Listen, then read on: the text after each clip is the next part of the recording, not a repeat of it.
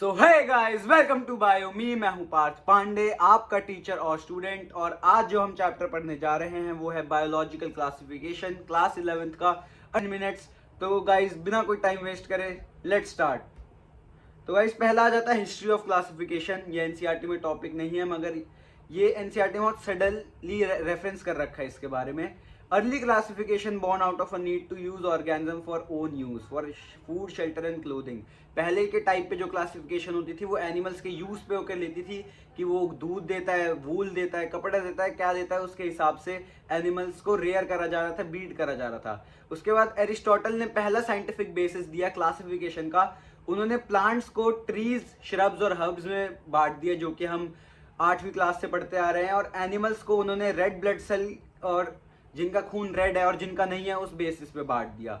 अगला आ जाता है सिस्टम्स ऑफ क्लासिफिकेशन। तो सिस्टम ऑफ क्लासिफिकेशन 4 टाइप के मेन दिए हुए हैं एनसीईआरटी में। पहला आ जाता है टू किंगडम क्लासिफिकेशन, जो कि कैरोलस लीनियस ने दिया था, जिन्होंने कि बायनोमियल नोमेनक्लेचर भी दिया था, जिनके अंदर प्लांट किंगडम और एनिमल किंगडम आते थे। और इनमें यूकारियोट्स और प्रोकारियोट्स के बीच में डिफरेंस नहीं होता था। अब यूकारियोट्स कौन होते हैं? जिनका न्यूक्लियाई बहुत वेल डिफाइंड होता है, जिनकी न्यूक्लियस में एक न्यूक्लियर बाउंड मेम्ब्रेन होती है, डबल मेम्ब्रेन होती है। और प्रोकैरियोट्स में न्यूक्लियर बाउंड मेम्ब्रेन एब्सेंट होती है। अगला आ जाता है 3 किंगडम क्लासिफिकेशन, ये अर्नेस्ट हैकेल ने दी थी। उसके बाद आ जाते हैं 5 किंगडम क्लासिफिकेशन, जो कि RH विटटेकर ने दी थी। और ये हमारा मेन रहेगा मुद्दा इस पूरे चैप्टर में, 5 किंगडम क्लासिफिकेशन RH विटटेकर वाला, जिसके अंदर आ जाता है मोनेरा, जिसमें बैक्टीरिया होता है, प्रोटिस्टा, जिसके अंदर यूकारियोट्स होते हैं जो कि सिंगल सेल्ड होते हैं, फिर फंजाई, फिर प्लांट्स एंड देन एनिमल्स। फिर अगला आ जाता है 3 डोमेन क्लासिफिकेशन। इसमें प्लांट और एनिमल्स को एक अलग डोमेन में रखा जाता है और मोनेरा को अलग डोमेन में, 2 डोमेन्स में डिवाइड कर दिया जाता है। अगला आ जाता है, तो यहाँ पे नीट में क्वेश्चन भी आ जाता है कि 3 डोमेन क्लासिफिकेशन में किस किंगडम को 2 डोमेन्स में बांटा जाता है। तो मोनेरा को स्पेसिफिकली 2 डोमेन्स में बांटा जाता है। आगे आ जाता है कि क्राइटेरिया क्या है क्लासिफिकेशन का, किस प्रकार से आप क्लासिफिकेशन कर सकते हो। तो जो मेन क्राइटेरिया है फॉर 5 किंगडम क्लासिफिकेशन, जो कि इस चैप्टर में पढ़ना है, वो है cell structure, body organisation, mode of nutrition, reproduction and phylogenetic relationship. अब फाइलोजेनेटिक रिलेशनशिप क्या होता है? उस ऑर्गेनिज्म की हिस्ट्री क्या रही है, एवोल्यूशनरी हिस्ट्री क्या रही है, और उसकी फाइलोजेनेटिक मतलब कि जो चीज़ें दिख रही है, जो उसके जेनेटिक लेवल, और जो उसकी फाइलोजेनी है मतलब कि जो कैरेक्टरिस्टिक्स हमें ऑब्जर्वेबल हैं, वो सारे रिलेशनशिप्स हम अंडर ग्रो थ्रू करते हैं अगर हमें क्लासीफाई करना है 5 किंगडम क्लासिफिकेशन के अंदर। तो यहाँ पे ये टेबल बहुत इंपॉर्टेंट है। सेल टाइप, प्रोकैरियोटिक, यूकैरियोटिक, मतलब Monera, protista, fungi, plant, Animalia में अलग अलग टाइप से दे रखे हैं हर किसी ऑर्गेनिज्म का। उसके बाद आ जाता है कि इश्यूज क्या रहे हैं। ये भी टॉपिक नहीं है, मगर ये भी बहुत सबटली दे रखा है एनसीईआरटी में। एनसीईआरटी कुछ भी डायरेक्टली नहीं देती, आपको पिक आउट करना होता है। Earlier classification system included bacteria, blue green algae, fungi, mosses, ferns under plants. तो जो लीनियस वाला सिस्टम था उसमें जो बैक्टीरिया थे, ब्लू ग्रीन एल्गी थे, वो सारे के सारे प्लांट्स के अंदर आ रहे थे। और जो अमीबा थे और जो क्लैमिडोडास थे वो सब एनिमल्स के अंदर आ रहे थे। इसके अंदर ये देखिए, जैसे कि आपको एग्जांपल दे रखा है कि यूनिसेलुलर ऑर्गेनिज्म जो कि है, जैसे कि क्लैमिडोमोनास और स्पायरोगायरा, वो सब हमें प्लांट्स के अंदर दे रखे थे, जबकि वो है प्रोटिस्टा एक्चुअली। और नीट में क्वेश्चन आ जाता है कि विच ऑफ द फॉलोइंग, या फिर chlamydomonas and spirogyra belong to the kingdom, तो आपको लिखना है प्रोटिस्टा। मगर अगर वो पूछे कि पहले किस किंगडम में बिलोंग करते थे, तो प्लांट्स के बिलोंग करते थे। और जैसे यहाँ पे आपको एक और एग्जाम्पल दे रखा है पैरामीशियम एंड अमीबा का, जिनमें मतलब सेल वॉल नहीं होती है, इसलिए उन्हें एनिमल्स में रखा जाता था पहले, मगर अब उन्हें प्रोटिस्टा के अंदर रख दिया है, क्योंकि वो सिंगल सेल्ड यूकारियोटिक ऑर्गेनिजम्स होते हैं। और यहाँ पे एक और एग्जांपल दे रखा है, the classification did not differentiate between the heterotrophic group fungi and the autotrophic green plants. Fungi को भी प्लांट्स में रखा जाता था, इसकी एक और कमी थी। मगर फंजाई की जो वॉल्स थी वो काइटिन की बनी होती थी और प्लांट्स की सेल्यूलोसिक वॉल्स होती थी, इसलिए इन दोनों को अलग अलग किंगडम में बाद में डिफरेंशिएट करा गया अंडर 5 किंगडम क्लासिफिकेशन। अब आ जाते हैं हम अपने पहले किंगडम पे, जो कि है kingdom Monera. This includes basically all the bacteria, they are the most abundant micro organisms. NEET के लिए बहुत important line, bacteria most abundant organism है, जो कि आपको हर जगह देखने को मिलेंगे, कॉस्मोपॉलिटन होते हैं। और इनके पास सबसे ज्यादा मेटाबॉलिकल डाइवर्सिटी भी होती है। मेटाबॉलिकल डाइवर्सिटी क्या होती है? मेटाबॉलिकल डाइवर्सिटी इज कि उनकी फीडिंग हैबिट्स बहुत अलग अलग टाइप की होती है। जैसे कि कुछ ऑटोट्रॉफिक होते हैं, खुद अपना खाना बनाते हैं, हेटेरोट्रॉफिक होते हैं, पैरासिटिक होते हैं, होस्ट से अपना न्यूट्रिशन डिराइव करते हैं, सेप्रोफिटिक होते हैं मतलब कि डेड ऑर्गेनिज्म से अपना फूड है वो डिराइव करते हैं, कॉस्मोपॉलिटन का मतलब अकर एवरीवेयर। और categories based is on shape, कि इन्हें इनकी शेप के बेसिस पे क्लासिफाई करा जाता है। जैसे पहला कॉकस बैक्टीरिया, तो इसे स्फेरिकल, जो कॉकस होता है वो स्फेरिकल इन शेप होता है, बैसिलस रॉड शेप्ड होता है, स्पाइरिलिया स्पाइरल, विब्रियो मतलब कॉमा शेप्ड, कि उसके कॉमा की तरह शेप होती है। अगला आ जाता है आर्की बैक्टीरिया। अब इसकी क्लासिफिकेशन हो रही है कि वो किस जगह पे रहते हैं। अगर वो बहुत हार्श कंडीशंस में रह रहे हैं तो उसे कहते हैं आर्की बैक्टीरिया। जैसे कि हेलोफाइल्स सॉल्टी एरिया में पाए जाने वाले, थर्मो एसिडोफाइल्स हॉट स्प्रिंग में जो कि बहुत गर्म जगहें होती हैं, जैसे कि बहुत ज़्यादा अंदर जो डीप सी होता है वहाँ पे भी थर्मो एसिडोफाइल्स पाए जाते हैं। मिथेनोजेंस जो कि मार्शी एरिया में फाउंड आउट होते हैं और गट ऑफ रुमिनेंट कैटल्स के अंदर भी फाउंड होते हैं ये, और ये बायोगैस प्रोड्यूस करते हैं। आर्की बैक्टीरिया इन जगहों पे इसलिए रह पाते हैं क्योंकि उनका जो सेल वॉल स्ट्रक्चर होता है वो बहुत ही ज़्यादा यूनिक होता है, बहुत ही ज़्यादा रेजिस्टेबल होता है, ताकि वो इन सब जगहों पे सर्वाइव कर सके। अगला आ जाता है यू बैक्टीरिया। अब यू बैक्टीरिया कौन सा होता है? यू बैक्टीरिया होता है जिनके पास ट्रू सेल वॉल होती है, रिजिड सेल वॉल होती है, और एक फ्लैजिलम होता है अगर वो मोटाइल होते हैं, और इन्हें ट्रू बैक्टीरिया भी कहते हैं यू बैक्टीरिया को। अब इसमें पहला एग्जांपल हमें दे रखा है सायानो बैक्टीरिया का, जिसे हम ब्लू ग्रीन एल्गी भी कहते हैं। पहले इसे प्लांट्स के अंदर रखा जाता था, मगर 5 किंगडम क्लासिफिकेशन में अंदर ये मोनेरा के अंदर आ जाता है। अब सायानो बैक्टीरिया के कुछ कैरेक्टरिस्टिक्स दे रखे हैं, जैसे कि इसके अंदर क्लोरोफिल ए होता है, similar to green plants and are photosynthetic autotrophs. The cyanobacteria are unicellular, colonial और फिलामेंटस। अब ये लाइन बहुत इंपॉर्टेंट है फॉर नीट। ये यूनिसेल्युलर भी हो सकते हैं, कोलोनियल भी हो सकते हैं, फिलामेंटस भी हो सकते हैं। फिलामेंटस मतलब फिलामेंट्स में पाए जाएंगे, कोलोनियल मतलब बहुत सारे पाए जाएंगे, और यूनिसेल्युलर मतलब एक सेल ही होगा इनके अंदर, और इनके पास क्लोरोफिल ए होता है और ये ऑटोट्रॉफ्स होते हैं। अब कुछ ऑर्गेनिजम्स जो होते हैं सायानोबैक्टीरिया फिर यू बैक्टीरिया, वो नाइट्रोजन फिक्सिंग होते हैं, मतलब कि वो नाइट्रोजन फिक्स कर सकते हैं इनसाइड द सॉइल। तो इनके एग्जाम्पल आ जाते हैं नॉस्टॉक और एनाबीना।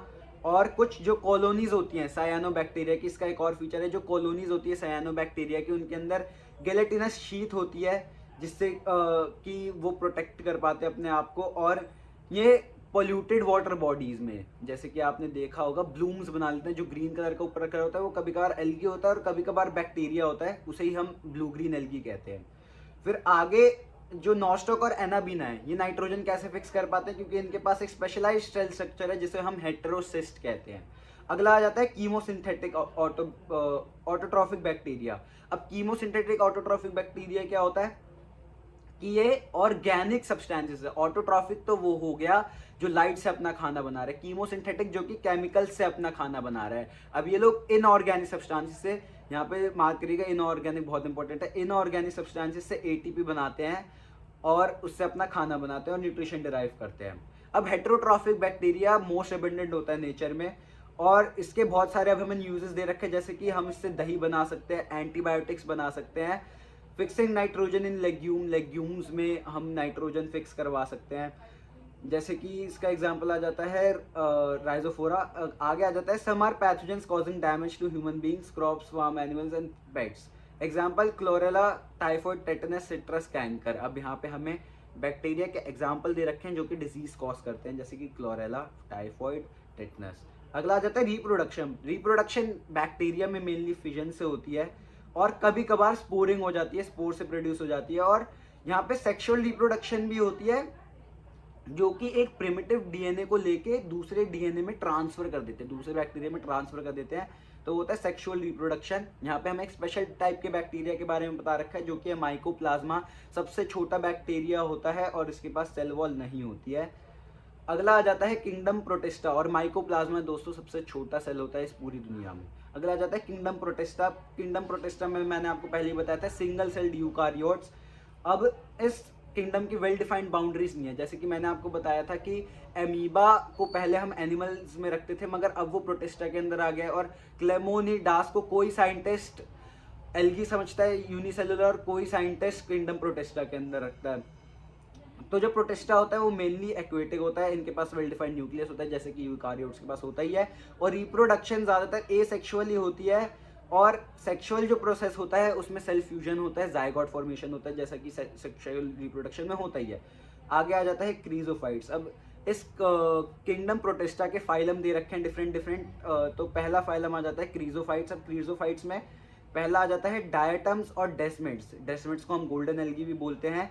ये ज़्यादातर फ्रेश वाटर और मरीन एनवायरनमेंट्स में पाया जाता है और ये माइक्रोस्कोपिक होता है और इसे प्लैंकटन कहते हैं। अगर आपने स्पॉन्ज बॉब देखा होगा तो उसके अंदर भी एक प्लैंकटन होता है, वही है ये। और ये चीफ प्रोड्यूसर्स इन ओशंस होते हैं और इनके बारे में स्पेशल फीचर्स दे रखे हैं, जैसे कि in diatoms the cell walls from two thin overlapping shells which fit together as in a soap box. इनके पास टू थिन ओवरलैपिंग शेल्स होते हैं जो कि टुगेदर बैठ जाते हैं, जैसे कि एक सोप बॉक्स बनाते हैं। इनके पास शेल्स होते हैं और इनका जो शेल होता है, जो वॉल्स होती है, वो बनी होती है सिलिका की, इसलिए बहुत हार्ड हो जाते हैं।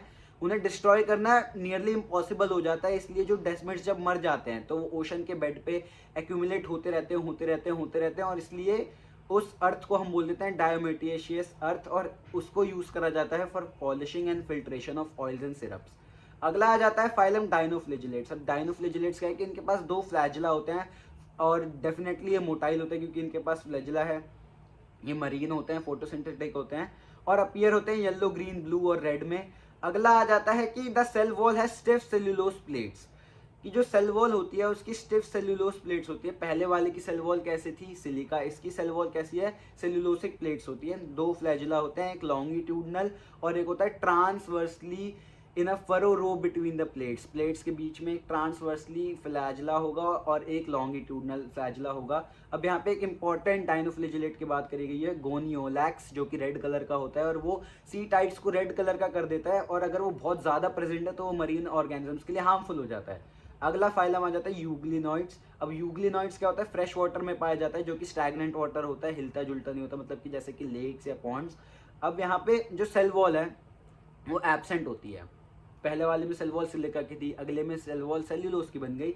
यहाँ पे सेल वॉल एब्सेंट है मगर एक प्रोटीन की लेयर है जिसे हम पेलिकल बोलते हैं। दो फ्लैजिला इनके पास भी है, एक छोटा एक बड़ा। तो अगर आपसे पूछ ले कि दो फ्लैजिला किस किस में होते हैं तो डाइनोफ्लैजिलेट्स में होते हैं, यूग्लिनॉइड्स में होते हैं। अब किस प्रकार के होते हैं? डाइनोफ्लैजिलेट में लॉन्गिट्यूडनल और ट्रांसवर्स और इसमें छोटा और बड़ा।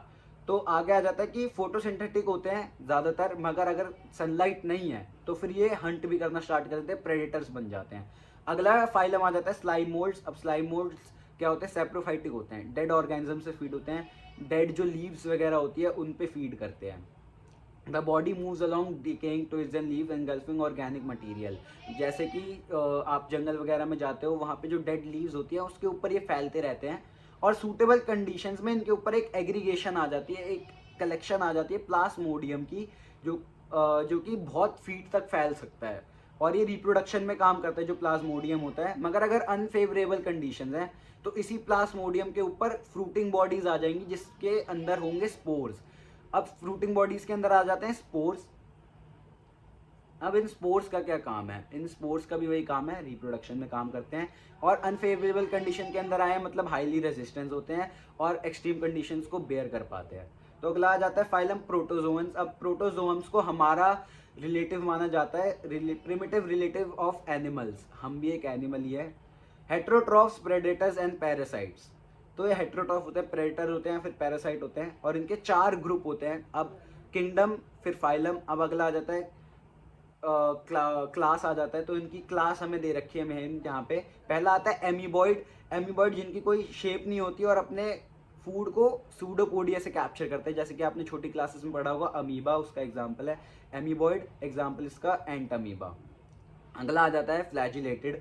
फ्लैजिलेटेड वाले जो प्रोटोजोअन्स होते हैं उनके पास फ्लैजिला होता है और इसमें एक एग्जाम्पल दे रखा है ट्रिपैनोसोमा, जो कि स्लीपिंग सिकनेस कॉज करता है। अगला यहाँ पे आ जाता है जो क्लास है हमारे पास सीलिएटेड। इनके पास सीलिया होता है और ये अपने ऑर्गेनिज्म को एक कैविटी के अंदर कैप्चर करते हैं जिसका नाम होता है गलेट, और सीलिया हेल्प करता है इन्हें मूव करने में और गलेट के अंदर खाना आता जाता है, जैसे कि एग्जांपल बहुत पॉपुलर पैरामीशियम। अगला आ जाता है स्पोरोजोन्स। अब स्पोरोजोन्स की खास बात ये होती है कि इनकी लाइफ साइकिल में एक इन्फेक्शियस स्टेज होती है, जैसे कि मलेरिया में इन्फेक्शियस स्टेज होती है स्पोरोजोइट, इसलिए हम इन्हें स्पोरोजोन्स कहते हैं क्योंकि इनके अंदर एक इन्फेक्शियस स्टेज होती है। अगला आ जाता है लास्ट किंगडम फंजाई। अब किंगडम फंजाई में क्या होता है कि ये एक यूनिक किंगडम है जिसके अंदर हेट्रोट्रॉफिक ऑर्गेनिज्म है और इनके पास भी ग्रेट डाइवर्सिटी होती है इन मॉर्फोलॉजी। अब इन जो वो थे बैक्टीरिया थे उनमें ग्रेट डाइवर्सिटी थी इन फीडिंग हैबिट्स या फिर मेटाबॉलिक डाइवर्सिटी थी उनके अंदर, इनके अंदर मॉर्फोलॉजिकल डाइवर्सिटी है। तो पहला आ जाता है यूनिसेलुलर फंजाई जो कि इकलौता है फंजाई यीस्ट जो कि ब्रेड और बियर बनाने में काम आता है, तो इकलौता है ऐसा फंजाई जो कि यूनिसेलुलर है। अगला आ जाता है some fungi can cause disease in plant, जैसे कि wheat rust causing puccinia, NEET के लिए बहुत इंपॉर्टेंट लाइन की पिक्यूनिया वीट रस्ट कॉज करता है। अब फंजाई से हम एंटीबायोटिक्स भी बना सकते हैं। अब सारे जो वो हैं फंजाई वो सारे फिलामेंटस होते हैं, बस एक्सेप्शन होता है यीस्ट जो कि मैंने आपको बताया दिया कि यूनिसेलुलर होता है। अगला आ जाता है कि their bodies consist of long slender thread like structures called hyphae. अब इनके जो बॉडी होती है वो बहुत फिलामेंटस स्ट्रक्चर से बनी होती है जैसे कि हम कहते हैं हाइफे। अब उन हाइफे का आप एक साथ ले आओगे उनकी कलेक्शन बना दोगे तो उसे कहते हैं माइसीलियम। अब माइसीलियम दो टाइप का हो सकता है, अगर वो ब्रांच्ड नहीं है और एक दूसरे से कंटिन्यूअस है कनेक्टेड है तो उसे हम कहते हैं सीनोसाइटिक, मल्टी सेलुलर होता है वो। मगर अगर वो ब्रांच्ड है और एक दूसरे से अलग अलग है तो उसे कहते हैं हम सेप्टेट और वो यूनिन्यूक्लिएटेड होता है, मतलब उसके अंदर बस एक ही न्यूक्लियस होता है। और सेल वॉल जैसे कि मैंने आपको बताया था पहले वो काइटिन की बनी होती है इसलिए इन्हें एक अलग किंगडम में रखा गया अदर देन प्लांट्स। अगला आ जाता है बहुत इंपॉर्टेंट टॉपिक रिप्रोडक्शन किस प्रकार से हो सकती है। पहला आ जाता है वेजिटेटिवली। वेजिटेटिवली किस प्रकार से हो सकती है, फ्रेगमेंटेशन, फिजन या बडिंग से हो सकती है। तो फिजन और बडिंग से किस में होगी, यीस्ट में होगी क्योंकि वो यूनिसेलुलर है। अगला आ जाता है एसेक्सुअली। तो एसेक्सुअल जो स्पोर्स होते हैं मेनली फंजाई में जो रिप्रोडक्शन होती है वो स्पोर्स से होती है। तो एसेक्सुअल जो स्पोर्स है वो है कोनेडिया, जूस्पोर्स, स्पोरेंजियोस्पोर्स या फिर aplanospores. Sporangiospores are motile, aplanospores are non motile. अगला आ जाता है सेक्सुअल स्पोर्स जो कि होता है एस्कोस्पोर्स या फिर बेसिडियोस्पोर्स या फिर ऊस्पोर्स। अब यहाँ पे दोस्तों स्पोर्स हैं क्या, एसेक्सुअल और सेक्सुअल स्पोर्स क्या हैं। एसेक्सुअल स्पोर्स तब बनते हैं जब फ्यूजन ऑफ गैमीट्स नहीं होता है फ्रूटिंग बॉडी में, वो अपने आप बन जाते हैं। और सेक्सुअल स्पोर्स वो होता है जब फ्यूजन ऑफ गैमीट्स अकर होता है और फ्रूटिंग बॉडी में वो तभी बनते हैं जब दो गैमीट्स एक साथ आके फ्यूज करेंगे। अब यहाँ पे जो सेक्सुअल साइकिल है वो दे रखी है। पहला होता है प्लाज्मोगैमी, प्लाज्मा मेम्ब्रेन का मिलना। अगला होता है कैरियोगामी, न्यूक्लियस का मिलना। और उसके बाद मियोसिस जिससे कि हैप्लॉइड स्पोर बन जाए और सेक्सुअल रिप्रोडक्शन कंप्लीट हो जाए, सेक्सुअल स्पोर बन जाए जिससे कि एक न्यू फंजाई डेवलप हो सकेगा उस स्पोर से। तो आगे आ जाता है कि जैसे कि जो एस्कोमाइसिटीज जो कि हम आगे पढ़ेंगे इसकी क्लासेस हैं। एस्कोमाइसिटीज और बेसिडियोमाइसिटीज में प्लाज्मोगामी के बाद एक इंटरफेज आता है जिसे हम कहते हैं डायकारियन फेज। इसमें क्या होता है कि जो न्यूक्लियस होता है इमीडिएटली मीट नहीं करता है बल्कि प्लाज्मोगामी दोनों प्लाज्मा मेम्ब्रेन मिल गए तो अब दो तुम्हारे पास न्यूक्लियस हैं, फिर अब ये दोनों जो मिल जाएंगे जब तो इसे हम कहते हैं कैरियोगैमी। मगर उससे पहले जो स्टेज है जिसमें दो न्यूक्लियस सेपरेट हैं उसे हम कहते हैं डायकारियन स्टेज। तो पहला आ जाता है क्लास फाइकोमाइसिटीज। अब ये जितने भी पॉइंट्स हैं ये सारे पॉइंट्स यही मेन है, इसके अलावा कुछ पढ़ने की जरूरत नहीं है, यही नोट्स नोट कर लेना। Mycelium is aseptate and coenocytic, मतलब कि ब्रांच तो नहीं होगा और मल्टी न्यूक्लिएटेड होगा। Asexual reproduction takes place by zoospores motile और by aplanospores non motile, जो कि मैंने आपको पहले बता दिया। These spores are endogenously, endogenously मतलब फ्रूटिंग बॉडी के अंदर प्रोड्यूस होंगे। अब आपको जो फ्रूटिंग बॉडी है वो कैसे पता लगानी है, फ्रूटिंग बॉडी के आगे आप ईएम लगा दोगे और उसके बाद जो कि वो है आपका जैसे कि दी स्पोर्स आर एंडोजेनस स्पोरेंजियम, जैसे कि स्पोरेंजियोस्पोर है तो वो एंडोजेनसली प्रोड्यूस हो गया स्पोरेंजियम के अंदर। अब आ गया जाता है zygospore is formed by fusion of two gametes. अब टू गैमीट्स की फ्यूजन हुई तो जाइगोस्पोर बन गया। These gametes are similar in morphology, isogamous और डिसिमिलर अनआइसोगैमस। आइसोगैमस होते हैं जिन दोनों जब दोनों गैमीट्स का साइज सिमिलर हो, और अनआइसोगैमीट्स होते हैं जब दोनों गैमीट्स का साइज जो है वो अलग हो। अब एसेक्सुअल रिप्रोडक्शन किससे हो रही है, जूस्पोर से। सेक्सुअल रिप्रोडक्शन किससे होती है, जाइगोस्पोर से। ठीक है, तो इसके एग्जांपल दे रखे हैं राइजोस्पर्स ब्रेड मोल्ड, म्यूकोर और एल्ब्यूगो जो कि कॉज करता है डिसीज इन मस्टर्ड। तो आगे आ जाते हैं एस्कोमाइसिटीज, इन्हें सैक फंजाई भी कहते हैं। अब जितने भी बाकी सारे जो फंजाई हैं वो सारे के सारे ब्रांच्ड और सेप्टेट होने वाले हैं। ये सेक्सुअल स्पोर कोनिडिया होता है और एक्सोजेनसली प्रोड्यूस होता है, पहला वाला एंडोजेनसली था। ये जो कोनिडिया है एक्सोजेनसली प्रोड्यूस होता है ऑन कोनेडियोफोर्स और इसकी जो वो होती है सैक होती है उसे कहते हैं हम एस्की के ऊपर प्रोड्यूस होते हैं, और फ्रूटिंग बॉडी को हम कहते हैं एस्कोकार्प्स। तो अगला आ जाता है कि ये लोग सेप्रोफिटिक होते हैं, डीकम्पोजर्स होते हैं, डेड और डिकेइंग पे फीड करते हैं, पैरासिटिक होते हैं, और कॉप्रोफाइलस होते हैं। कॉप्रोफाइलस मतलब ग्रोज ऑन डंक, मतलब कि आपने कभी केक काटा होगा अपने पैर से गाय के गोबर का, तो ये उस पर ग्रो करते हैं। और इसका एग्जाम्पल दे रखा है स्पेरिलिगस, क्लेविसेप्स और न्यूरोस्पोरा। अब न्यूरोस्पोरा बहुत इंपॉर्टेंट एग्जाम्पल है, क्योंकि नीट में कई बार ये आ जाता है कि which fungi is use for neurological work, तो न्यूरोस्पोरा। आगे आ जाता है बाइसीडियोमाइसिटीज, मशरूम्स, ब्रैकेट, फंजा और पफ्सवॉल्स कहते हैं इन्हें। इनका माइसीलियम ब्रांच एंड सेप्टेट होता है। वेजिटेटिव रिप्रोडक्शन बाय फ्रेगमेंटेशन होता है। एसेक्सुअल रिप्रोडक्शन बिल्कुल नहीं होता है। और सेक्सुअल रिप्रोडक्शन जो होता है, सेक्सुअल जो रिप्रोडक्शन होता है वो होता है वेजिटेटिव सेल्स के द्वारा। कोई अलग से सेक्स ऑर्गन नहीं होता है, कोई अलग से गैमीट्स नहीं होते हैं। जो वो वेजिटेटिव सेल्स हैं, जो कि सोमैटिक सेल्स हैं, वही फ्यूज होके वही प्लाज्मोगामी करके स्पोर्स बना देते हैं। और जो फ्रूटिंग बॉडी होती है, बेसिडियो स्पोर्स होते हैं बेसिकली, और जो फ्रूटिंग बॉडी है वो बेसिडियो कार्प होती है। एग्जाम्पल आ जाता है एगैरिसस जो कि मशरूम होता है, उस्टैल्जियोस्मट, और पुकिनिया जैसे कि मैंने आपको बताया था कि वीट की रस्ट को हम पुकिनिया कॉज करती है। आगे आ जाते हैं ड्यूट्रोमाइसिटीज पे। तो ड्यूट्रोमाइसिटीज जो है, ड्यूट्रोमाइसिटीज में आ जाते हैं इम्परफेक्ट फंजाई। अब इन्हें इम्परफेक्ट क्यों कहते हैं? क्योंकि इनके अंदर सेक्सुअल रिप्रोडक्शन एब्सेंट होती है। अब एसेक्सुअल रिप्रोडक्शन है वो सिर्फ कोनिडिया के थ्रू हो रही है, और माइसीलियम सेप्टेट और ब्रांच हर किसी में था ही, मैंने आपको बताया था। और ये डीकम्पोजर्स होते हैं बहुत अच्छे, और मिनरल साइक्लिंग में हेल्प करते हैं। इसके एग्जाम्पल आ जाता है ऑल्टरनेरिया, कोलियोटाइटोकम एंड ट्राइकोडर्मा। ये सारे ड्यूट्रोमाइसिटीज के जो कि एग्जाम्पल है। और यहाँ पे आपका टॉपिक फंजाई खत्म हो जाता है। और एनसीईआरटी में प्लांट किंगडम और एनिमल किंगडम को बहुत ब्रीफ में दे रखा है, वो मैं नहीं समझाने वाला हूँ क्योंकि वो अगले चैप्टर्स में भी आ जाता है। आगे बढ़ते हैं हम। तो आगे आ जाता है वायरसेस। तो अब जो वायरसेस हैं वो ट्रूली लिविंग नहीं होते हैं, वो ऑब्लिगेटरी पैरासाइट्स होते हैं। ऑब्लिगेटरी का मतलब कि जो चीज़ होनी ही होनी है, अगर वो अपने होस्ट पे नहीं होंगे तो उन्हें लिविंग कंसीडर नहीं करा जाएगा। अगला पॉइंट आ जाता है कि वो नॉन सेल्यूलर ऑर्गेनिजम्स होते हैं, सेल्यूलर नहीं होते हैं। इनके पास एक प्रोटीन कोट होता है जिनके अंदर डीएनए होता है, डबल स्ट्रैंडेड हो सकता है, सिंगल स्ट्रैंडेड हो सकता है, आरएनए हो सकता है, डीएनए हो सकता है। तो अब सबसे पहले खोज करी थी डिमिट्री इवानोस्काउ ने मोज़ैक डिसीज के अंदर टोबैको की। उसके बाद एक पॉइंट रखा कि ये स्मॉलर होते हैं बैक्टीरिया से। फिर एमडब्ल्यू बिजरनेक ने ये दिखाया था कि जो मोज़ैक टोबैको इन्फेक्टेड है उसका अगर हम फ्लूइड बनाएं और बाकी प्लांट्स को उससे इन्फेक्ट कराएं तो वो भी इन्फेक्टेड हो जाते हैं, और इसलिए उन्होंने इस फ्लूइड को नाम दिया था contagium vivum fluidum infectious living fluid. उसके बाद WM स्टैनली ने इस पूरा जो फ्लूइड था उसको क्रिस्टलाइज कर दिया, वायरस के क्रिस्टल्स बना दिए। तो फ्लूइड दिया MW बिजरनेक ने, क्रिस्टल्स दिए WM स्टैनली ने, और डिस्कवरी करी डिमिट्री इवानोस्काउ ने। और यहाँ पे हमें ये भी पता चलता है कि ये स्मॉलर देन बैक्टीरिया होते हैं, मगर not more smaller than mycoplasma I guess. तो अब आगे बढ़ते हैं। आगे है स्ट्रक्चर ऑफ वायरस। अब स्ट्रक्चर ऑफ वायरस हमें देखना है कैसा होता है। A virus is a nucleoprotein and the genetic material is infectious.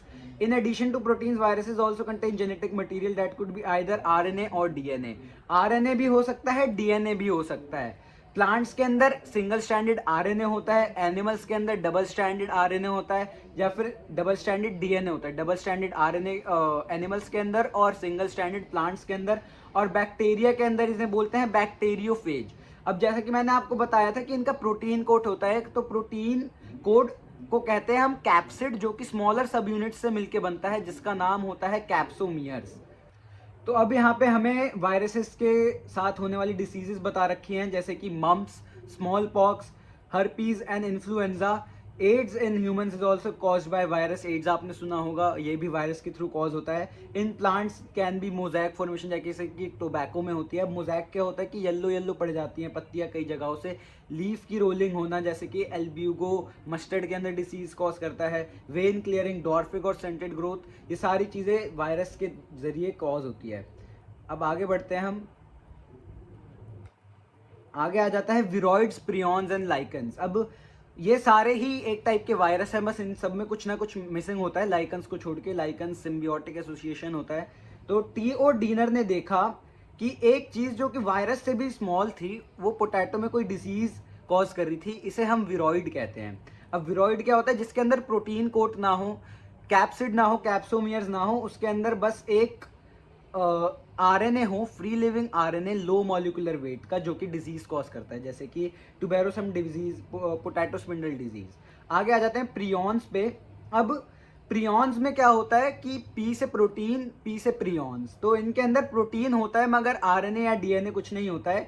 Abnormally folded protein होता है जो कि डिसीजेस कॉज करता है, जैसे कि बोवाइन स्पॉन्जीफॉर्म एंसेफेलोपैथी, बीएसई, या फिर इसे मैड काउ डिजीज कहते हैं, और ह्यूमंस के अंदर इसे कहते हैं CR Jacob disease.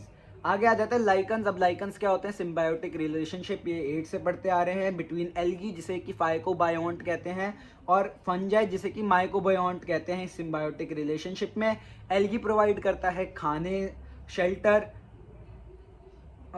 Algae provide करता है खाना, एल्गी सिर्फ खाना प्रोवाइड करता है, सॉरी, एल्गी सिर्फ खाना प्रोवाइड करता है, जबकि फंजाई जो होता है वो शेल्टर प्रोवाइड करता है, प्रोटेक्शन प्रोवाइड करता है, और मिनरल्स भी एब्जॉर्ब कर लेता है। और लाइकन्स जो होते हैं पोल्यूशन इंडिकेटर्स होते हैं। अब यहाँ पे नीट में बहुत इंपॉर्टेंट क्वेश्चन आता है कि सायानो बैक्टीरिया पोल्यूशन में ब्लूम होते हैं, मगर जो ये है लाइकन्स है वो पोल्यूशन में बिल्कुल नहीं उगते हैं, तो पोल्यूशन इंडिकेटर होते हैं, जहाँ पोल्यूशन होगा ये नहीं उगेंगे। तो that's for it for today. तो thanks for watching, like share subscribe जो करना है कर देना, और बाकी मिलते हैं नेक्स्ट चैप्टर में, प्लांट किंगडम में। Tata bye bye.